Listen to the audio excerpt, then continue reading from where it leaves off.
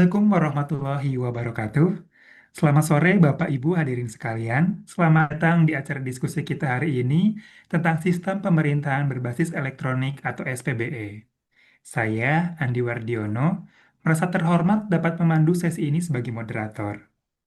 Perlu kita ketahui bersama bahwa sistem pemerintahan berbasis elektronik atau SPBE bukan sekedar tentang penerapan teknologi canggih, melainkan sebuah visi untuk meningkatkan kualitas hidup warga melalui inovasi digital dan penggunaan teknologi informasi yang secara terpadu. Pada kesempatan kali ini, kita akan menggali lebih dalam bagaimana teknologi dan kolaborasi antara pemerintahan dan teknologi dapat bersatu. Untuk itu, izinkan saya memperkenalkan narasumber kita yang terhormat pada hari ini. Pertama, ada narasumber ke satu yaitu Bapak Mufti Muhammad dari Dinas Pendidikan Kabupaten Ciamis. Narasumber kedua ada Ibu Rahma Rosita dari Puskesmas Panjalu.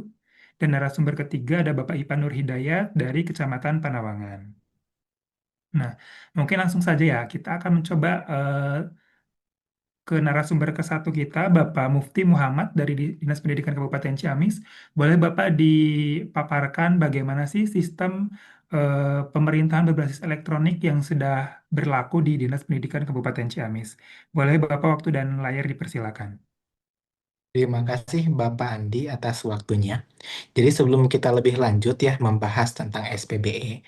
Nah, di Kabupaten Ciamis itu sendiri sudah ada peraturan yang mendukung itu, yaitu Peraturan Bupati Nomor 83 Tahun 2020 tentang penyelenggaraan sistem pemerintahan berbasis elektronik di lingkungan pemerintah daerah Kabupaten Ciamis. Ini menjadi pegangan bagi semua dinas-dinas atau organisasi-organisasi terkait yang ada di Kabupaten Ciamis.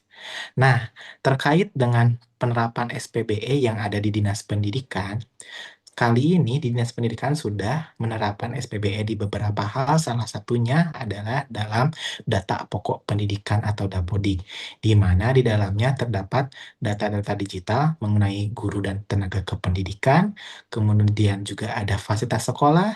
Di fasilitas sekolah juga ada kondisinya, apakah dia kondisinya layak atau misalnya rusak ringan, rusak berat, dan lain sebagainya. Juga adanya data dari jumlah murid yang tersedia, baik yang keluar, masuk, maupun yang lainnya. Akan tetapi penerapannya juga masih terkendala banyak hal, misalnya tentang tanda tangan elektronik. Di kami, Dinas Pendidikan, tanda tangan elektronik dalam persuratan masih belum digunakan, sehingga ini menjadi PR terbesar kami untuk masa depan. Kemudian yang kedua, data-data dari beberapa guru mengenai pengusulan-pengusalan juga masih dalam tahap perbaikan menuju elektronik. Jadi sampai sekarang beberapa data guru ini masih berbentuk fisik. Nah, terkait ini justru hal yang perlu kita ketahui bahwa dengan penerapan SPBE di lingkungan dinas pendidikan ini akan berdampak pada efisiensi biaya sehingga pos-pos anggaran yang lain akan bisa diserap oleh hal-hal yang lebih dibutuhkan. Mungkin itu saja Pak Andi, saya kembalikan ke Pak Andi selaku moderator. Baik, terima kasih Pak Mufti atas pemaparannya. Ternyata di Dinas Pendidikan juga sudah mulai berbasis elektronik ya Pak ya, setiap komponennya, meskipun memang belum sempurna. Selanjutnya, saya ingin mengetahui juga nih bagaimana kondisi di Puskesmas Panjalu terkait sistem pemerintahan berbasis elektronik. Oleh karena itu, Ibu Rahma Rosita, waktu dan layar dipersilakan. Baik, terima kasih untuk Pak Andi. Untuk di Puskesmas Panjalu sendiri, kami telah mengimplementasikan sistem pemerintahan berbasis elektronik ini, yaitu dengan bentuk digitalisasi, yang mana dimulai dengan pendaftaran yang dapat dilakukan secara online. Kemudian semua data kesehatan pasien kini terintegrasi dalam satu database, yaitu di Epus. Dan setiap programmer di Puskesmas itu memiliki aplikasi masing-masing untuk melaporkan capaian program yang mereka jalankan. Selain itu, kami telah mulai menggunakan tanda tangan elektronik untuk setiap surat yang dibuat, meskipun memang dalam pelaksanaannya masih ada beberapa proses yang dilakukan secara manual. Meskipun begitu, untuk di Puskesmas ini, sebagian besar layanan kami sudah mengadaptasi sistem digitalisasi. Mungkin itu yang dari Puskesmas Panjalu. Terima kasih. Saya kembalikan lagi kepada Pak Andi. Baik, terima kasih banyak Bu Rama atas pemaparannya. Ternyata di Puskesmas juga kan memang sebagai bentuk pelayanan ya, jadi eh, sudah seharusnya bisa mempermudah masyarakat dengan sistem pemerintahan berbasis elektronik ini. Selanjutnya, saya akan beralih ke narasumber ketiga kita, yaitu Bapak Ipan Nurhidayat. Boleh Bapak dipaparkan apa sih yang dilakukan di Kecamatan Panawangan untuk sistem pemerintahan berbasis elektronik ini? Boleh Bapak Ipan, waktu dan layar dipersilakan. Baik, terima kasih Kang Andi atas waktunya. Di sini saya akan memaparkan terkait sistem pemerintahan berbasis elektronik, di mana Kabupaten Ciamis telah menerapkan hal tersebut. Namun dalam kenyataannya di daerah-daerah terdapat terdapat gangguan ya, terutama di Kecamatan Pandawangan. Di Kecamatan Pandawangan itu sendiri terbatas ya pada level dasar seperti administrasi surat, kemudian website sederhana, dan aplikasi-aplikasi tertentu. Belum adanya integrasi antar sistem, kemudian pemanfaatan teknologi digital masih rendah, masih banyaknya layanan yang dikerjakan secara manual. Tetapi untuk pekerjaan-pekerjaan yang berat seperti pekerjaan pokok, itu alhamdulillah bisa terselesaikan dengan baik. Karena hambatannya sendiri tidak hanya alat elektronik saja ya, tetapi juga SDM yang harus mumpuni, yang harus tahu, harus cakap terkait informasi digital ini, teknologi digital ini. Mungkin itu saja yang bisa saya sampaikan dari Kecamatan Panawangan. Terima kasih. Kembali ke moderator. Baik, terima kasih Pak Ivan atas pemaparannya. Kalau boleh saya simpulkan ya, tarik kesimpulan dari ketiga dinas yang ada di Kabupaten Ciamis tadi. Pada dasarnya kita sudah menggunakan atau mengaplikasikan sistem pemerintahan berbasis elektronik, tapi memang belum sempurna dan masih perlu dikembangkan. Cuman saya penasaran nih, bagaimana tanggapan para narasumber terkait sistem pemerintahan berbasis elektronik yang berkembang nih saat ini di pemerintah Kabupaten Ciamis. Boleh untuk narasumber kedua, Ibu Rahma Rosita, memberi tanggapan, Bu, bagaimana nih, Bu, menurut Ibu tanggapannya terkait sistem sistem pemerintahan berbasis elektronik yang berkembang saat ini di pemerintah Kabupaten Ciamis. Boleh Ibu Rosita, waktu dan layar dipersilakan. Baik, terima kasih. Menurut saya untuk sistem pemerintahan berbasis elektronik ini sudah sangat baik dan sangat cukup membantu dalam mempercepat dan mempermudah proses pelayanan khususnya kepada masyarakat.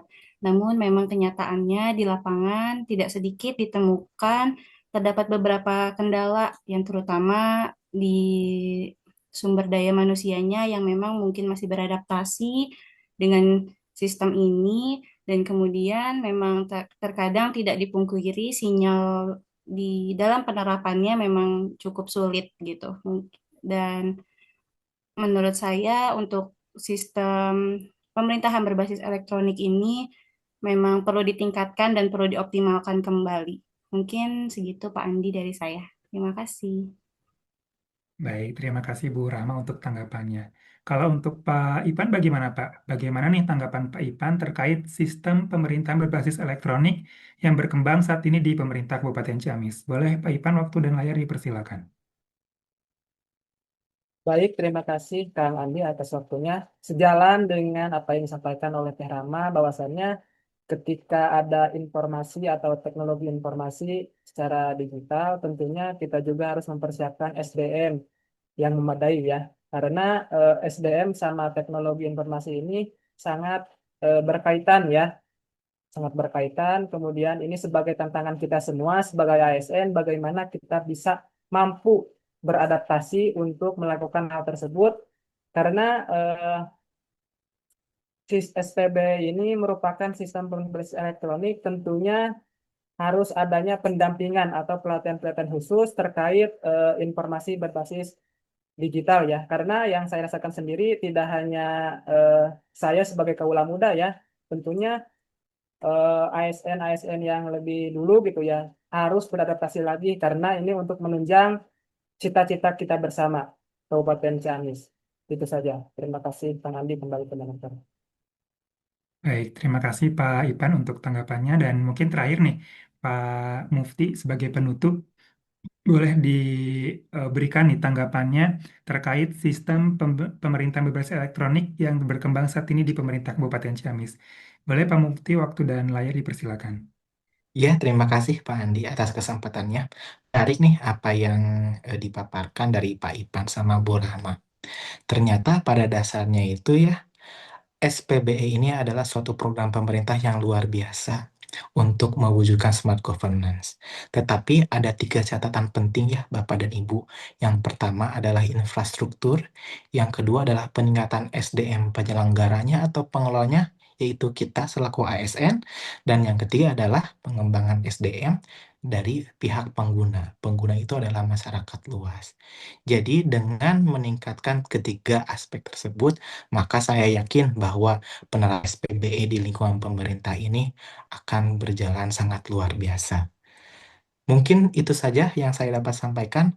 Mangga kembali lagi ke Pak Andi selaku moderator untuk menutup acara ini. Baik, terima kasih sekali untuk semua narasumber yang telah memberi tanggapannya bahwa memang ya kalau saya simpulkan kembali SPB ini memang sangat begitu bermanfaat untuk kita ya dan memang sudah dijalankan di pemerintah Kabupaten Ciamis sendiri tapi memang belum sempurna dan masih perlu untuk ditingkatkan lagi. Masih banyak pelatihan-pelatihan yang perlu diadakan agar SPBE di pemerintah Kabupaten Ciamis bisa dijalankan dengan sempurna. Baik Bapak Ibu narasumber dan seluruh hadirin sekalian, demikianlah sesi diskusi kita mengenai materi sistem pemerintahan berbasis elektronik pada hari ini. Terima kasih banyak atas semua antusiasme dan juga perhatian Bapak Ibu sekalian. Saya selaku moderator mohon maaf apabila ada kekurangan atau kesalahan dalam penyampaian materi maupun memandu dalam acara hari ini. Baik, semoga kita bisa bertemu dalam kesempatan dan akhirnya wassalamualaikum warahmatullahi wabarakatuh. Waalaikumsalam warahmatullahi Waalaikumsalam.